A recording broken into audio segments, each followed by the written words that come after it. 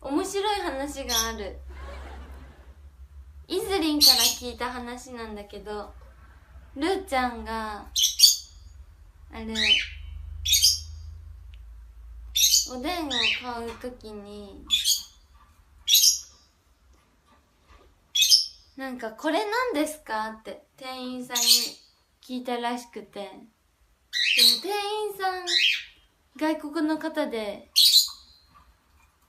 チュクネって言ったらしいの。チュクネって言って、そしたらルーちゃんはチュクネかーって言ったんだってチュクネって言われたからチュクネかーってつくねをチュクネって